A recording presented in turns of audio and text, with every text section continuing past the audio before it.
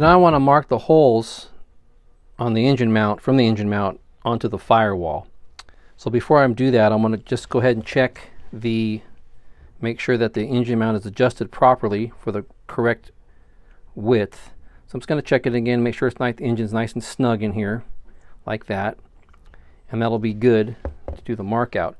Now, one thing I did off camera is I shaved on the inside of these doublers, and I kind of sanded it down a little bit to give myself a little bit more room, because the plane requires a few degrees of right thrust for the engine mount, and so I need to give myself a little bit more room, which I did. So if I put this in here, you can see I have a little bit more leeway now to kind of work with that few degrees in there.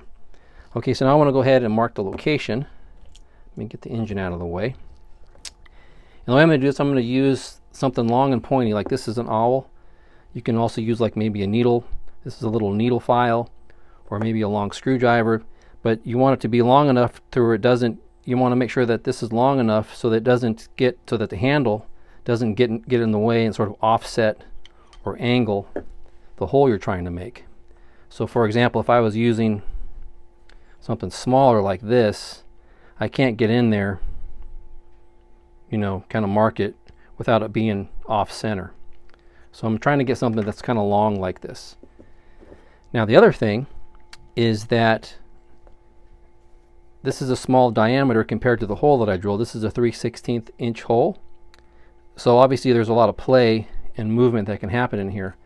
So if you don't have something that's kind of the right kind of diameter, and you want to try to keep that hole centered, or at least keep the punch or whatever you're going to use centered, what I like to do is just use some tape and just sort of build it up a little bit to kind of make the diameter the right, kind of closer to the right diameter, and that'll keep it centered.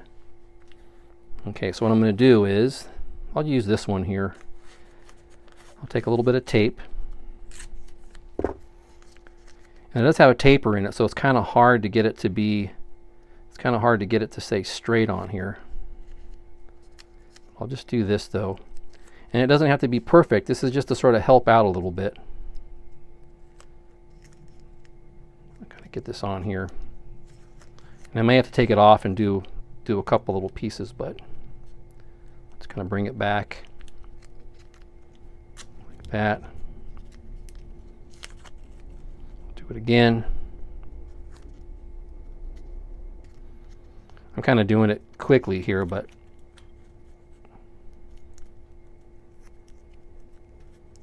something like that. And I can measure it. I know I said I was 3/16, so this is about close to it right there. That should be all right. And by doing that, that kind of helps just keep it centered. So now when I go through here, it comes out in the right location.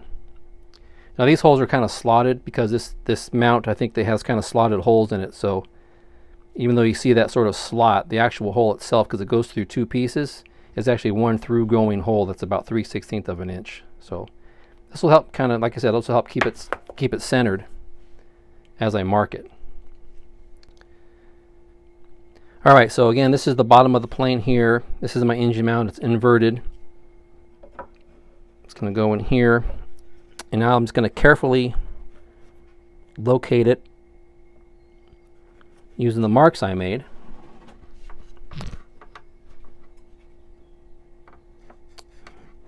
Like this, and I'll clamp it on here.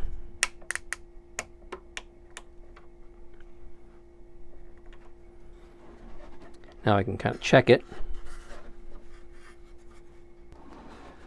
All right, so there's the location of the engine mount using my little marks, and I've got this clamped in the right location.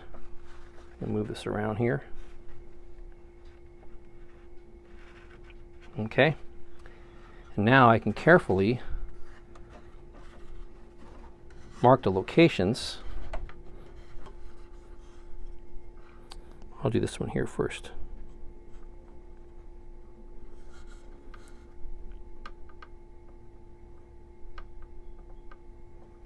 Somewhere like about there. I'm going to move this tape down a little bit.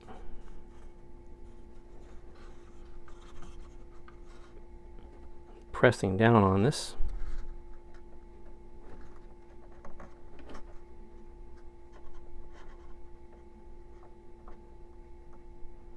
Right about there.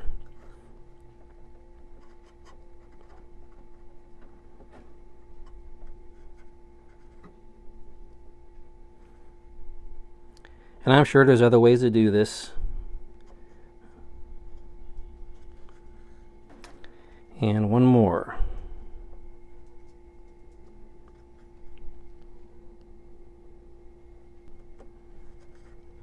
Okay.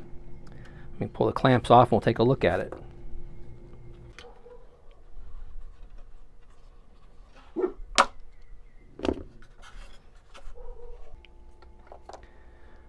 Alright, I have a little bit of problem with my camera and it kind of cut off from that last little section, but you can kind of see there's the holes, 1, 2, 3, 4, there's the marks.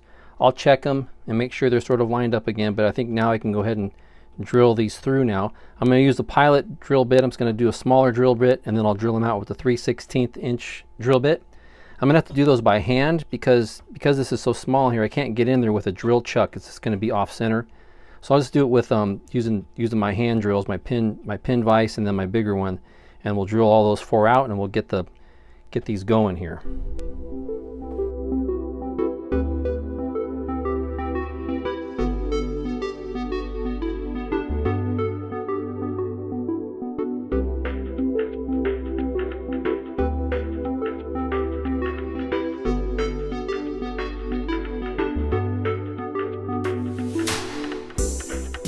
Boy, just not working.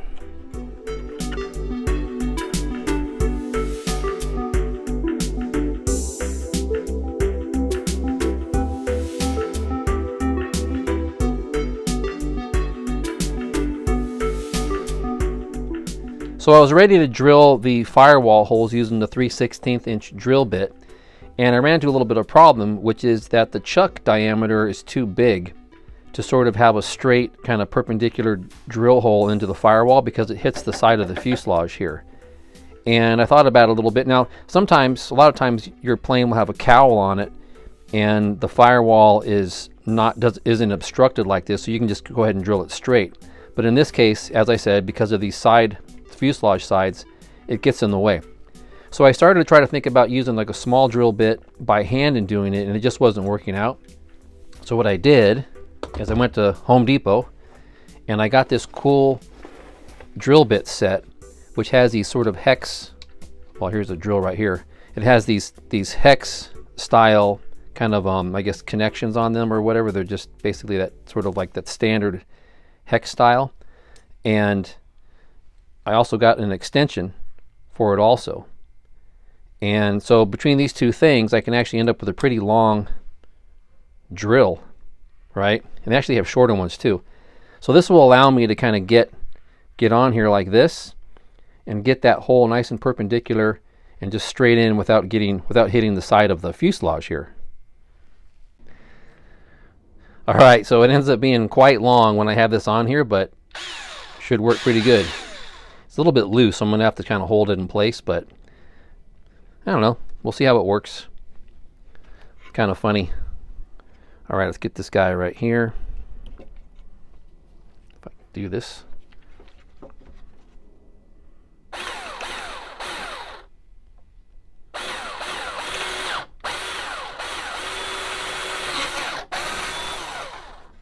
Nice.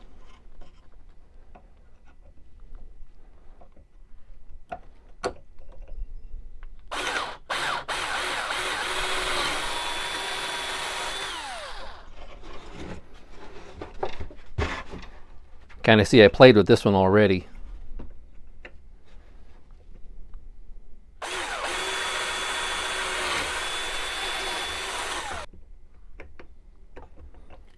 One more.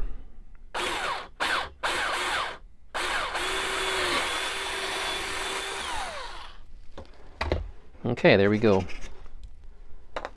Okay, so this little set here, this is just, I think this is like a Home Depot brand, Ryobi or whatever it is. I think this was like around $20. It wasn't too bad, maybe a little more than $20. And then this little extension They had different brands of them, but this is just a Milwaukee, and I think this was around $7 for this. But you know, obviously I'm not going to use all these drill bits for building planes, but I have it for other things. So that was pretty cool. Yeah. Okay, so I'm ready to attach the engine mount, but first I want to point out a couple things that I had to do.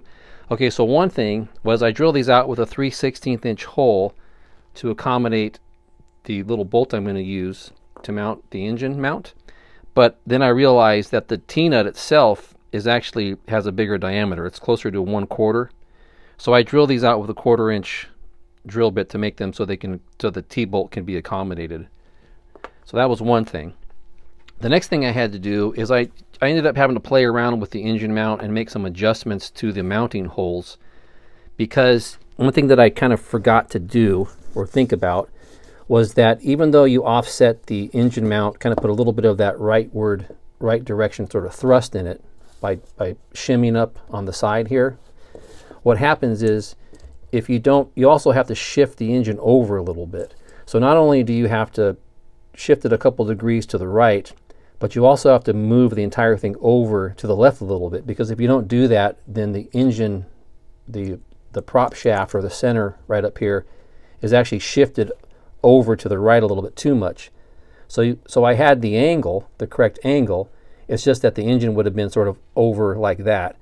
So I just basically had to make an adjustment so that the engine could be not only at the right thrust angle, but also shifted back so that it's along the center line. And to do that, all I did was shave a little bit of material off this side of my engine mount, so that when I put it in here, I can kind of just shift it over. So anyhow, that's kind of the way I do things. I mean, I know I measure, I spend a lot of time measuring, trying to make things as good as I can when I'm preparing and measuring everything to get the right, the right dimensions and the right locations. But 9 times out of 10, I'm always making some fine adjustments to get everything to kind of work out right. So anyhow, the other thing is that I determined that all I need for my shim are these kind of thinner lock washers that I had. I'm not using them because they are a lock washer. I'm using them because they're sort of like the right thickness, and those offset the engine for the correct angle that I need. So this video ended up being quite a long video, so if you made it this far, you were really a champ. Okay, so here's my engine mount, and it's going to be inverted, so my plane is actually upright, and the mount's going to be like this. I'm just going to put my bolts in here.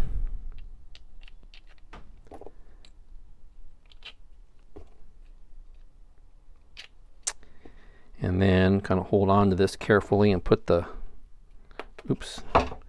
these little guys on.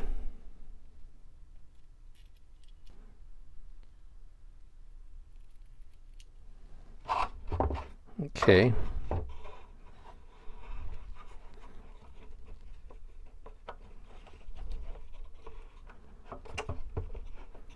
Just like that.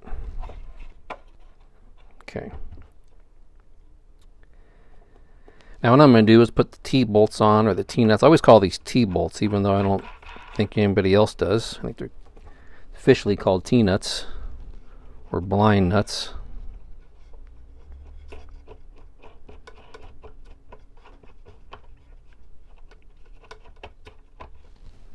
Two more in here.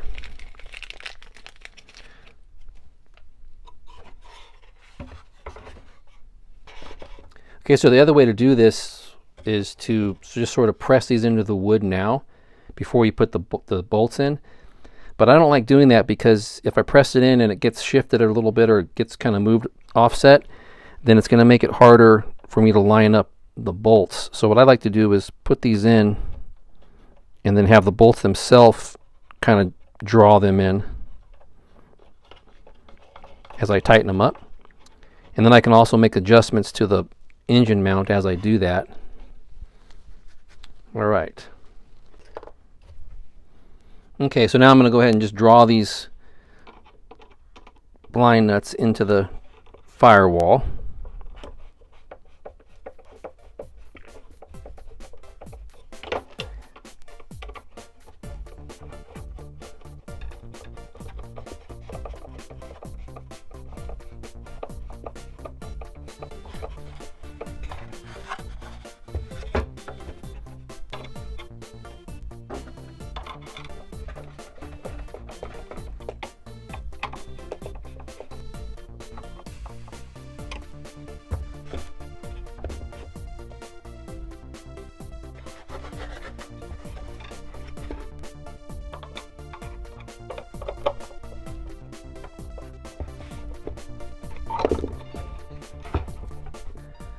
Okay, well, putting this engine mount in here and doing these doublers took me a lot longer than I thought it would. You know, I had to make some adjustments and do this kind of thing. So the video ended up being a lot longer than I was hoping it would be. So I'm going to call it good for here for now. And then the next video, I'm going to be mounting the engine. And then also at that point in time, I think I'll be putting these blocks on top and the bottom and getting closer to kind of doing some final shaping and such. But I still have a little ways to go. So anyhow, so thanks for watching my channel. I appreciate it, and we'll see you next time.